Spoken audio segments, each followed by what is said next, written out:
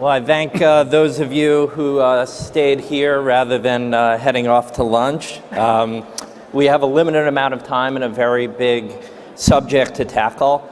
I think that it's a fair assumption that to those in this audience, they believe that Obamacare is a disaster.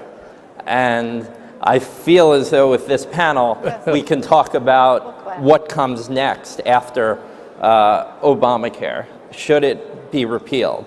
So I want to start with you, Chairman Burgess. Representative Burgess is chairman of the Health Subcommittee of the Energy and Commerce, which is one of the committees that's tasked with coming up with a plan to repeal and replace Obamacare. Now, Chairman Burgess, we obviously, the core Republican message for since 2010, when Republicans ran to take over the Congress, was about repealing and replacing Obamacare. And it seemed like going into this year, there was a lot of momentum toward following through on that promise. But now there's been a lot of fighting among Republicans. Republicans are coming under attacks. And just today, we had the former Speaker of the House, John Boehner, say that he doesn't think repeal and replace is going to happen. What do you say? Is this going to happen? Is repeal and replace going to happen? Yeah, it's going to happen. And let me just go through with you at least how I see this unfolding. A year ago, a little over a year ago now, December 2015, the House and the Senate both passed a bill under what are called reconciliation instructions in the Senate. Meant they only had to have 51 votes, and it passed the House, it passed the Senate. It went to the president's desk and was vetoed. The veto was sustained in the Senate, and so, okay, the end of that. But it demonstrated to me that if you got the right person in the White House, you could send that bill back down the other end of Pennsylvania Avenue, and you would repeal large pieces of the Affordable Care Act. Does it take all of it out? No, it does not, but it's a good start. So that is our starting point this year. We are starting with reconciliation because, again, you only have to have 51 votes over in the Senate. The predicate bill will be the one that passed in December of 2015. So what does it do? It takes away the penalties for the individual mandate and the employer mandate. Takes out a lot of the Obamacare taxes. It does not take kids off their parents' insurance till age 26. That was not part of the reconciliation bill last time. It won't be part of the reconciliation bill this time. Pre-existing conditions actually unchanged under the reconciliation instructions. It does do away with the Medicaid expansion, and we are in the process of trying to figure out right now how to minimize the disruption in expansion states, but still achieve the goal, and how not to punish non-expansion states. Important to me because I'm from a non-expansion state. I spent the month of December talking to my counterparts in the House and Senate, in the Texas House and Texas Senate. My premise to them was, I want to go to Washington and be for what you're for. I want you to tell me, is it a block grant? Is it a per capita cap? What is it you want to see going forward? And I'll go up there and fight for that for you. These are the kind of the big pieces that are in play right now. Some of the things that people want to see gone will not be gone under reconciliation. We actually don't touch the essential health benefits. There is another part of this that will happen at the agency that the new Secretary of Health and Human Services, who I spent an hour with this morning, there is a great deal that can be done on the regulatory side. There are more insurance reforms that can be done down the road, but that is down the road. The first step is reconciliation, and we will get it done. Okay. How soon? We will get it done. Okay, so... Look, okay, let me just say this. The president is coming to talk to a joint session of the House next week, next Tuesday. I would like for him to say very directly to us, to my leadership in the House, Republicans and Democrats, that this is your job. I want you to get it done. Simple as that. Now, if I could get you to sort of respond to some of the criticism that's been coming both from the right and the left toward the Republican approach thus far, and to some of the outlines that have been come out about the plan. So basically, on the right, you have a fear that what we're going to see is repeal in name only, that Republicans are going to say they repealed Obamacare, but the replacement is going to keep a lot of it intact, and maybe there'll be more health savings accounts and some tweaks to Medicaid here and there, but it won't really be a full, true repeal. What do you say to those critics? Well, the structure under which we have to work to get we only have 52 Republican senators. I wish we had 60 like the Democrats did when they passed this dog. They passed it under regular order, but we don't have 60 votes. We have 51. So when the Democrats passed it with 60 votes, they then lost a vote and had to come in and do the cleanup with reconciliation. Reconciliation was sort of the end act of getting Obamacare across the finish line. It will be the opening salvo, it will be the opening act for us taking Obamacare out. The issues that you described, yes, they are of concern to me. Look, when people say, what would you do if you ran the zoo? And I have said for years, if I could just get rid of the individual mandate, that is the most coercive, unpleasant aspect of the Affordable Care Act. If I could get rid of the individual mandate, day one, take my hand off the Bible, get that out of there, I'd do it. Because suddenly you move from something where it's coercing the citizens of the United States to enter into a behavior. You're going back into a market-based system. I think that is the central, most essential thing that must happen. Yes, it happens under reconciliation, almost, so I'll take that.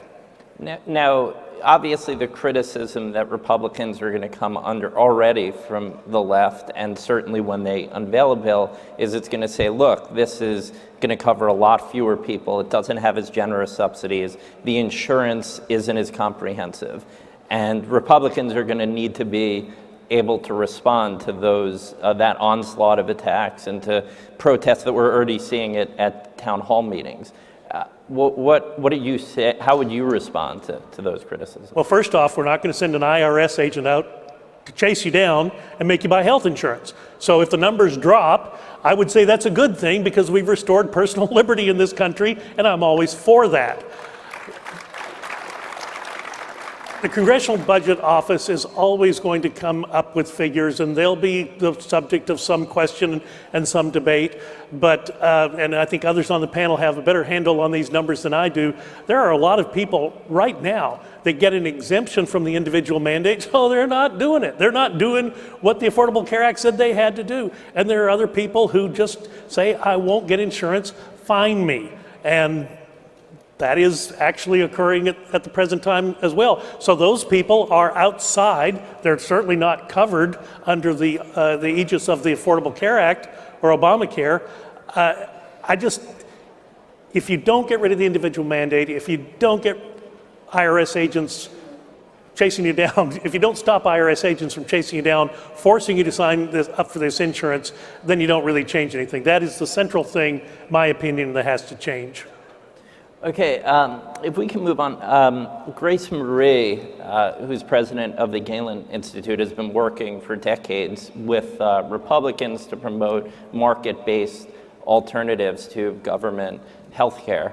And I wanted to get you, because a lot of times when we have this discussion, we get into sort of buzzwords where people who are in healthcare policy on the right often say, we want to empower the consumer, we want patient-centered care. Could you sort of explain what the vision would be for a free market healthcare system? Phil, it's really a devolution of power. It's giving power to individuals, to families, to doctors, and to states. States are a much better manager of the health insurance markets than the federal government. We've seen the wreckage of Obamacare. And giving the states more power to give people more choices of coverage, I think is really, really crucial. One of the things that this legislation that's being developed, I agree with you, Dr. Burgess. This is going to pass, and we heard Reince Priebus and Steve Bannon saying the president delivers on his promises. And what's his number one promise? Repeal and replace Obamacare. But it is repeal and replace. And one of the lies of the left has been Republicans have no ideas. The House of Representatives worked almost all of last year refining plans from the different committee chairs from senators that have been offered, conservative think tanks, to come up with a consensus plan. That's the basis for the legislation that's being developed now. It enhances health savings accounts. It provides protection for people who have pre-existing conditions. It gives states more resources to help people who can't afford their coverage. It would reform Medicaid, which is a disaster of a program, a ghetto of a program. But the most important thing, I think, to again reiterate what Dr. Burgess said, we're not going to get everything we want in this first bill. This is the platform to begin once-in-a-generation reform. We can build on that later, but Senator Schumer wants nothing more than to see this effort fail, because they know Obamacare is failing, and they want to blame somebody else after 4 election cycles when they've been pummeled on Obamacare. If it fails, if this legislation fails, the failure of Obamacare is going to increasingly be something that people blame Republicans for. So you may not like everything in this bill, but think of it as a down payment on really getting to the right kind of reform that we can pass, maybe with Democrat support through regular order, but the process we have to go through doesn't allow you to get to everything in Obamacare. It has to be directly related to taxing or spending. So there will be, we have to do this, we have to get this out of here to be able to deliver on the repeal with replace pledge to the American people, and to then begin the process of truly returning to a health sector that can be America's greatest health sector again. No, one of the things that I've written about a lot is that I think that the debate within Republicans, I mean, it's often been joked that it's not that Republicans don't have a plan, it's that they have far too many. And I always say that everything sort of comes to this philosophical difference, which is sort of how much government intervention is somebody comfortable with to try to ensure broad coverage, and how much do you care about coverage versus cost or something like that. And I think that policy-wise, this is often turned into a debate, manifested itself, I should say, in this debate over should we give people tax credits to purchase insurance, or should they be given deductions? And it kind of seems like an esoteric debate, but it's actually about what role you want for government, because tax credits are the equivalent of subsidies effectively. It requires more government spending. Deductions are a tax cut effectively. However, if you have somebody who's low income who has a low tax burden against which to deduct, the deduction doesn't do much for them, so then you're not expanding coverage as much. So ultimately, this fight among Republicans and conservatives comes down to this underlying philosophical disagreement. So could you talk about that sort of debate within the Republicans? Well, I think it's really, what would we want if we were starting with the right kind of policy for the health sector? We are not starting there. We're starting with Obamacare. We're starting with, some number of millions of people, probably not as many as 20, but 20 million people, let's say, relying on Obamacare. So you have to create a lifeboat for them, and using structures that provide the kind of resources that people need who don't have means to purchase health insurance on their own, so they can continue coverage. The last thing we want is for Republicans to be blamed for millions of people losing their coverage again. So they have to have this lifeboat. It's very likely to be refundable tax credit. Thank you. And at the same time, you've got to build a bridge for the future, so that you've got this lifeboat out there while you're creating the bridge for a better system that gives people choices of the kind of coverage that they want and that they can afford. And it's very likely to be refundable tax credits. I don't know. But by the way, when you hear these CBO scores, the CBO has gotten it very, very wrong with Obamacare. So we should take them with very much a grain of salt. If I could get Scott involved here. Scott serves as CEO of eHealth Insurance, which is a website that before Obamacare existed allowed people to go on and compare among different plans and purchase insurance online. If you could talk a bit about the industry perspective, because this is, as we've seen, a big factor in all of this. Insurers are losing money under Obamacare. A lot of them are leaving or contemplating leaving. And could you talk to that, but also to the critique that some of the uncertainty about what Republicans are going to do is maybe creating more problems for insurers than it's alleviating? Yeah, let's start with the fact that we don't have the luxury of time. Obamacare is already repealing in and of itself. It's disappearing because insurers have fled the market. They've lost billions of dollars. I don't represent the insurance companies. We're neutral, we're consumer centric, but they are who pay us commissions for enrolling people in healthcare. And they're leaving because they can't make money. There's way too much fraud in the system. And it's until we fix the system, and it needs to be an ambitious fix. It can't just be a partial fix. We have to go after the whole loaf here. We have to go after it now. Consumers are leaving, they can't afford it. You know, the left talk about the 20 million people. Well, that number is drastically exaggerated. People sign up, they get the first premium, and they can't pay it. It's $1,000 for a family. Middle-class families don't have that kind of cash. And so they enroll, and then they disenroll. But insurers have to keep covering them for 3 months. And then the next year, they can enroll again and not have to make the back payment. So insurers are losing billions and billions of dollars here in this system. It's not working for young people. The target was to enroll 40% of Obamacare enrollees as millennials. The actual numbers this past year were 22% were millennials. Well, why? Because it's a one-size-fits-all, way too expensive program, and millennials are opting out. I don't think the mandate matters at all. Only 4% of our customers say the mandate had any impact at all on them enrolling in health care. Now, Dale, you spoke earlier today about Liberty Health Share and about the idea of pooling risk for people who don't want to have health insurance and want to share medical costs. But that sort of raises questions about how broadly applicable is that toward the overall health insurance system, where you have hundreds of millions of people trying to get insurance. Could you talk to that? It is our interest that we really present a option for the consumer to make those choices.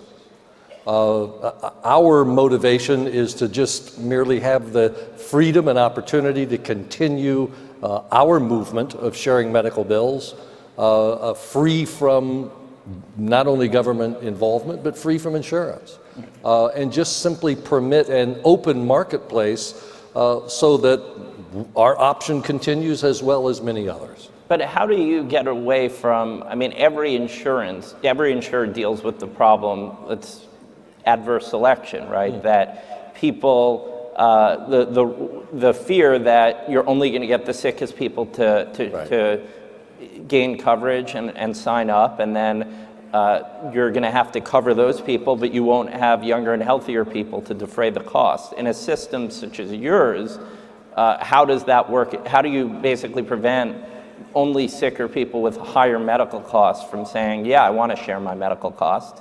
The vast majority of pre-existing conditions presented to Liberty Health Share are those conditions particularly responsive to lifestyle change. And so we welcome those pre-existing conditions: high blood pressure, heart disease, type 2 diabetes, certainly obesity, smoking. Those are conditions that we welcome, but we enroll them in our Health Track program, which means we assign them a health coach. They set out their own definable treatment plan, and then with the support and guidance of a health coach, reach those objectives once those are accomplished. So they're reducing not only their costs through lifestyle changes and support, diet, exercise, et cetera, but they're taking the responsibility for the costs associated with those particularly responsive to lifestyle. Other conditions, which are a minuscule percentage of pre-existings, we don't share in the first year. But the second, third, and fourth years we do, and they're no longer pre-existing with us. Now, if I could get the rest of the panel to weigh in on this, on the issue of pre-existing conditions, because I'd say that whenever you're in discussions with somebody who's skeptical of free market alternatives, usually one of the first questions is, well, what about people with pre-existing conditions? Wouldn't insurers in a free market have every reason to say, well, they're too costly, so we don't want to insure them? It's a money-losing endeavor. Do you want to Let's be sure of what we're talking about, because we are talking about people in the individual market. In the large group market, the employer-sponsored market, where most Americans get their health insurance, once you go through the probationary period of employment, you're covered. You have the benefit. It is pre-existing conditions exist in the individual market as an exclusionary device that medical underwriting created. But what are the real numbers? And when the Affordable Care Act was up before the Supreme Court in 2012, I struggled with what do we need to do to be, because I thought it was going away, right? How could they possibly say this is constitutional? We're forcing you to buy it, so we're going to regulate it under the Commerce Clause. That's crazy. No one's going to think like that. Well, I was wrong. But I thought, what are the main things that people are going to be concerned about? Kids on 20 till 26, donut hole in Medicare, and pre-existing. Well, the insurance company said kids to 26 is a good marketing strategy. We're going to keep that. So good. That problem solved. The donut hole, I thought, was a problem that pharma created for themselves down at the White House when Obamacare was written, so that's their problem. But the pre-existing conditions. There was a federal pre-existing pool that was created for the first time in the Affordable Care Act. It had not existed prior. So how many people in that pre-existing pool that was created under the Affordable Care Act, how many people are we going to have to deal with? It was 65,000. 65,000. Tell me we can't solve a problem for 65,000 people. Why do we have to make everybody else's life miserable while we're trying to solve a problem for 65,000 people? Of course we can. But that approach was never taken, and that was to me, one of the big failings. And the Democrats pushed pre-existing conditions. There's 125 million people out there with pre-existing conditions. Now, the actual numbers are quite small, and it is a small segment of the population. It's an important segment. It's a sympathetic segment. We can take care of that with flexibility that states can use, with the grants to states for flexible risk pools. There are a number of things that could be done. We didn't have to do what Obama did. And the real issue, Phil, is that people need continuous coverage protection. They need to have insurance. Pre-existing conditions are a problem when you're trying to buy into an insurance market. We need to have an open season, an open enrollment period, when people can buy in. And as long as they keep that insurance, they can be continuously protected from premium spikes. They can't just jump in and out of the market, as Scott said, as they are doing now. So pre-existing conditions is really a temporary problem. If you have a system in which people want to buy health insurance because it meets their needs and they can afford it. That's not the case with Obamacare, and as a result you've got this 40,000 page mass of regulations to try to pin everybody in. No, our view is give people options and choices that they can purchase through eHealth, that they can get through Liberty Health, just countless other options for coverage if you had real market forces working so that people are able to get and keep coverage. It's not rocket science. And if I can use the words exciting and health policy together in a sentence, the most exciting day in health policy for me was the day before inauguration. The governors were in town. I have never seen so much energy and enthusiasm. The governors brought to these roundtables, one on the Senate side, one on the House side. They want to be involved in these problems. They feel that they were left out when this stuff was created 8 years ago. They are anxious to participate in our solutions. Okay, and we're about to have to wrap up, but I just want to yes or no question quickly. By next CPAC, will Obamacare be repealed and replaced? And each one could take that.